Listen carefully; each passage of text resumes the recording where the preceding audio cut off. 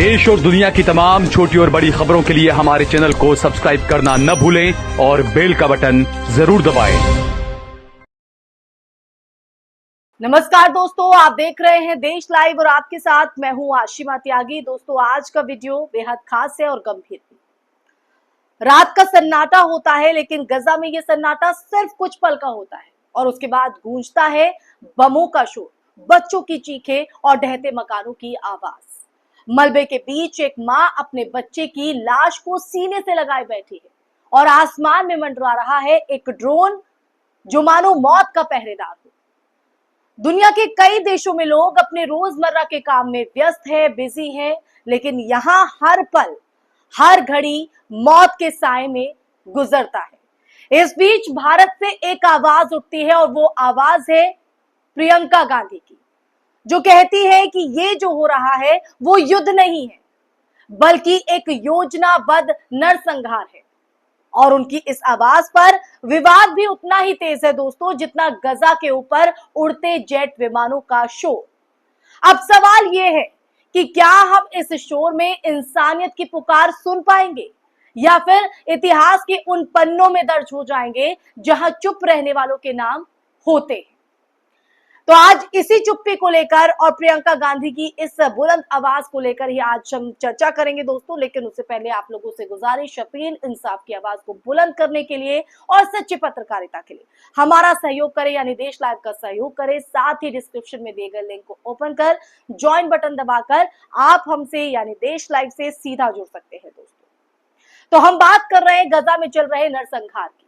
इस नरसंहार पर प्रियंका गांधी के बयान ने भारत में एक नई बहस को जन्म दे दिया है।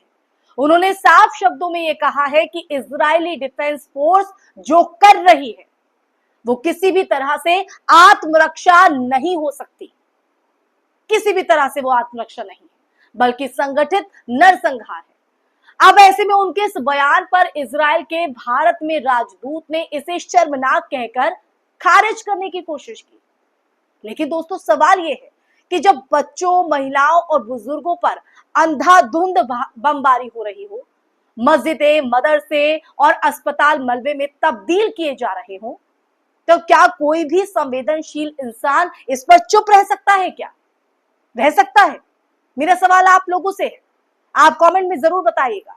कुछ लोग सोशल मीडिया पर यह तर्क दे रहे हैं कि प्रियंका गांधी सिर्फ फलस्तीन और मुसलमानों के पक्ष में बोल रही है, लेकिन ये समझना जरूरी है कि ये यहां बात धर्म की नहीं है, बल्कि इंसानियत की है।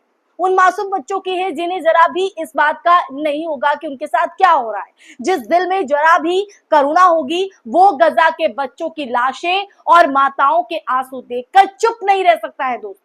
और अगर प्रियंका गांधी परिवार से है तो ये स्वाभाविक है कि वो महात्मा गांधी की इस विरासत यानी अहिंसा और मानवता को जीवित रखने की कोशिश कर रहे हैं और शायद कहीं ना कहीं वो उस नक्शे कदम पर चल भी रहे हैं। लेकिन समाज का एक तबका या फिर ऐसे लोगों की विचारधारा ऐसी भी है कि शायद इस कत्लेआम पर वो खामोश रहती है, जैसे आज कई बड़े नेता इस पर खामोश भी हैं दोस्तों। ऐसे में आज के गजा की सच्चाई को देखा जाए तो आज की गजा की सच्चाई ये है कि बेंजामिन नेतन्याहू इस सदी का सबसे बड़ा कातिल बन चुका है, सबसे बड़ा कातिल। गजा स्वास्थ्य मंत्रालय के मुताबिक अब तक 60,000 से ज्यादा लोग मारे जा चुके हैं, जिनमें 11,000 से ज्यादा बच्चे और 6,000 से ज्यादा महिलाएं हैं। 80% से ज्यादा पीड़ित नागरिक है, ना कि लड़ाके। महीनों से गजा में खाना, पानी और दवाइयों की भयंकर कमी है, जो कि मैं आपको पहले वीडियो में भी बता चुकी हूं। वो आंकड़े भी सामने आए हैं कई रिपोर्टों के मुताबिक। बिजली और संचार व्यवस्था पूरी तरीके से ठप है, फिर भी हर रोज बमबारी जारी है। ऑक्सफैम की रिपोर्ट की अगर बात करें तो पिछले एक साल में किसी भी अन्य संघर्ष की तुलना में सबसे ज्यादा महिलाएं और बच्चे गजा में मारे गए हैं। यहां तक कि जहां लोग भूख से तड़पते हुए राशन के लिए कतार में खड़े होते हैं, वहां भी इजरायली सैनिक, जी हां, वहां भी इजरायली सैनिक गोलियां चला देते हैं।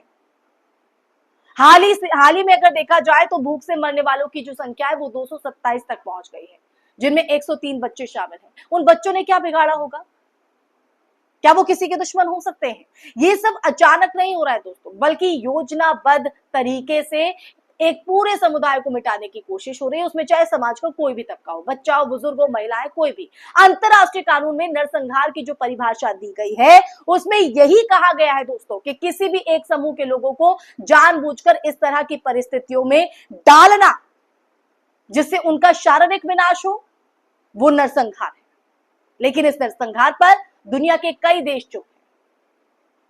अमनेस्टी इंटरनेशनल, संयुक्त राष्ट्र के विशेष रिपोर्टर और यहां तक कि इजराइल के अपने मानवाधिकार संगठन बी तस्लीम और physician for human rights Israel ने भी ये बात मानी है या उन्होंने कही है कि गजा में जो कुछ हो रहा है वो नरसंहार है। ईयू के वरिष्ठ अधिकारियों ने भी साफ कहा है कि यहाँ ये जो संकट है बहुत हद तक नरसंहार जैसा दिखता है। दूसरी तरफ नेतन्याहू इन आरोपों को खारिज करते हैं और कहते हैं कि अगर हमें नरसंहार करना होता तो ये सिर्फ एक दोपहर में हो जाता। आप समझ रहे हैं, इन शब्दावलियों को आप देख रहे हैं नेतन्याहू की, और वो भी ये दावा करता है कि गजा में कोई भूख नहीं है, जबकि भूखा नहीं है, जबकि आंकड़े उसके हर दावे को झुटला रहे हैं।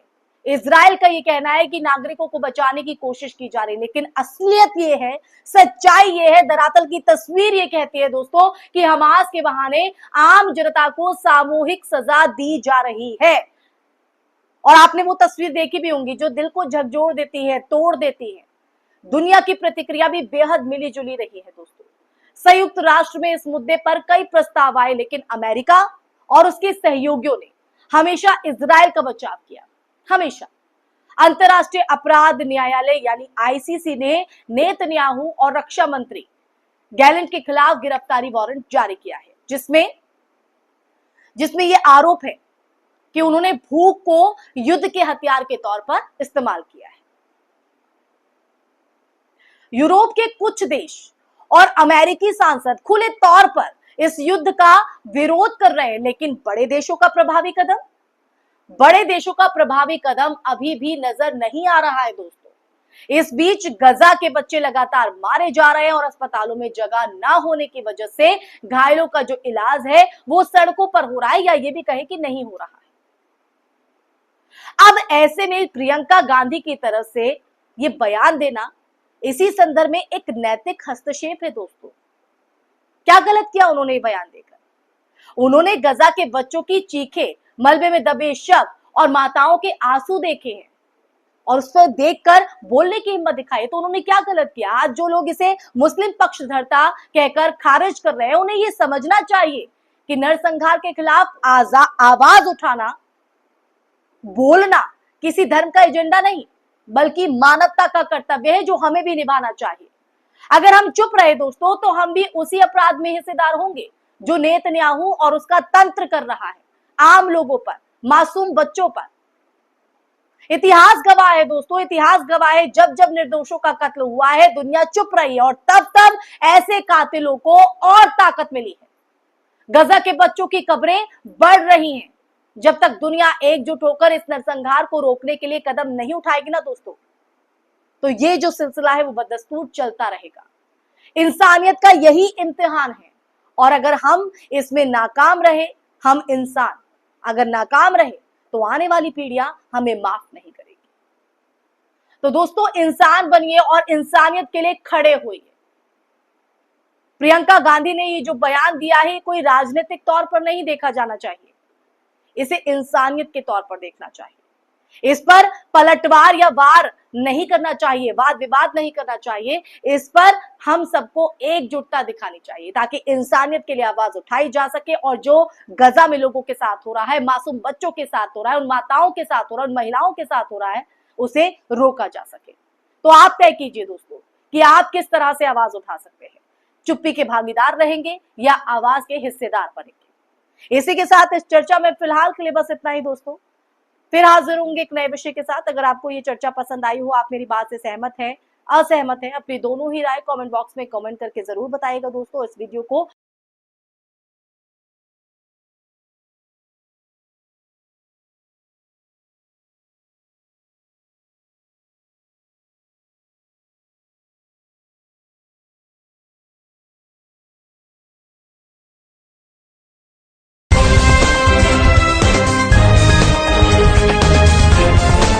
देश और दुनिया की तमाम छोटी और बड़ी खबरों के लिए हमारे चैनल को सब्सक्राइब करना न भूलें और बेल का बटन जरूर दबाएं।